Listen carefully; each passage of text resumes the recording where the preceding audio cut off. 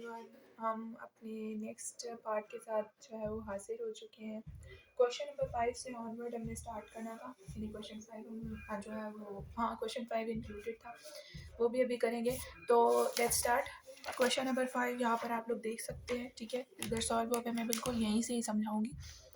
अच्छा, हमारे पास F of x जो है उसकी एक इक्वेशन दी हुई है जिसके अंदर ए और बी हमारे पास दो अननोन है। उन्होंने में एफ ऑफ 2 की वैल्यू दी हुई है और एफ ऑफ -1 की वैल्यू दी हुई है, ठीक है। तो सबसे पहले आप क्या करेंगे कि एफ ऑफ 2 की चूँकि वैल्यू दी हुई है तो उसकी जगह उसकी वैल्यू और जहाँ जहाँ एक्स है वहाँ आपने 2 पुट कर देना है, तो आपके पास एक इक्वेशन आ जाएगी। फिर सिमिलरली एफ ऑफ -1 के साथ सॉल्व करना है, आपके पास दूसरी इक्वेशन आ जाएगी। जब उन दोनों इक्वेशन को साइमल्टेनियसली ऐड या सब्ट्रैक्ट करेंगे तो उससे आपके पास एक जो है वो आपके पास एक कैंसिल हो जाएगा, यानी बी यहाँ पर कैंसिल किया हुआ है तो आप भी बेशक बी ही कैंसिल कर लें। और उसके बाद जो है वो आपके पास ए की वैल्यू आ जाएगी, वही ए की वैल्यू जो है वो वापस से आप बैक पुट करेंगे तो आपके पास बी की वैल्यू आ जाएगी। Very simple, very easy, 2 minute का सवाल है। उसके बाद नेक्स्ट क्वेश्चन है आपके पास, a stone fall from a height of 60 metre on the ground. The height h after x second is approximately given by hx equals to 40 minus 10x cube. What is the height of the stone when a equals to x यानी 1 second है। तो simple आपने x की जगह 1 इसके अंदर equation के अंदर पुट कर देना है, 1.5 पुट कर देना है, 1.7 पुट कर देना है। सिंपल छोटे बच्चों वाला सवाल है। When does the stone strike the ground? कब स्ट्राइक करेगा ग्राउंड को? उस टाइम पर हमारे पास जो हाइट होगी ना वो ज़ीरो होगी। ज़ाहिर है स्ट्राइक कर रहा है तो उस टाइम पे हाइट ज़ीरो होगी, तो इसका मतलब कि हमारे पास 0 इक्वल्स टू 40 माइनस 10x²। और चूंकि x जो है वो आपके पास टाइम को डिनोट कर रहा है तो आप फिर इसको साइमल्टेनियसली सॉल्व करेंगे।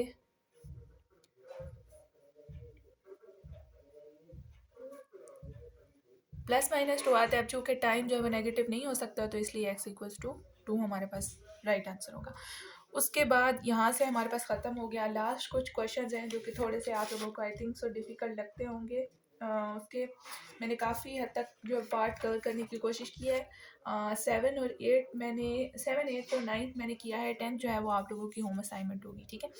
तो उसमें से जो क्वेश्चन नंबर 7 है ये वाला है क्वेश्चन 7, 3x-5 उन्होंने हमें दिया हुआ है। पहला क्वेश्चन उन्होंने किया है कि डोमेन और रेंज बताएं। सिंपल इक्वेशन है, मैंने आप लोगों को टिप्स बताई थी वहाँ पर, +∞ से -∞, +∞ से -∞। सेकेंड है द फंक्शन 1 1। फंक्शन 1 1 जो है या नहीं है, तो 1 1 तो साबित करने के लिए आप उसके अंदर x1 एक में पुट करेंगे, एक में x2 पुट करेंगे, दोनों को कंपेयर करेंगे। अगर x1 = x2 आता है तो इट मीन इट इज़ 1 1।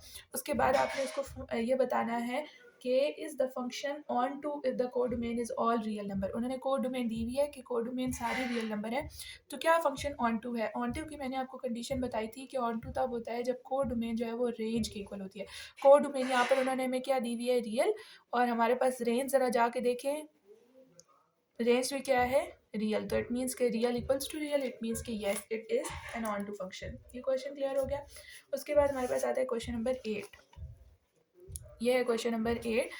अच्छा, क्वेश्चन नंबर 8 में वो क्या कहते हैं, सबसे पहले उन्होंने वही डोमेन और रेंज पूछी हुई है। तो डोमेन में आपको पता है नीचे 0 नहीं बनना चाहिए, और रेंज में जो है वो सिंपल a/c करना है। यहाँ पर 2 है और यहाँ पर 1, तो 2 डिवाइड बाई 1 तो 2, और 2 आपके पास इसमें से माइनस हो जाएगा। सेकंड क्वेश्चन उन्होंने यहाँ पर किया हुआ है कि whether f of x is onto. तो ऑन टू को कैलकुलेट करने के लिए कोड में जो है वो रेंज की इक्वल होनी चाहिए, तो आपने कोडोमेन इक्वल्स टू रेंज। अब उन्होंने यहाँ पर कोडोमेन जो है वो इस तरह से दी हुई है कि f R belongs to R. तो ये जो है ना वो आपके पास डोमेन है और ये रेंज है। तो रेंज उन्होंने दी हुई है रियल नंबर्स, और आपके पास जो यहाँ पर मतलब कोड डोमेन जो है वो उन्होंने रियल नंबर दी हुई है, और जो रेंज आपके पास है वो है रियल -2। तो क्या ये दोनों इक्वल है? नहीं, तो इट्स मीन के it is no, big no, it's not on to function, ठीक है।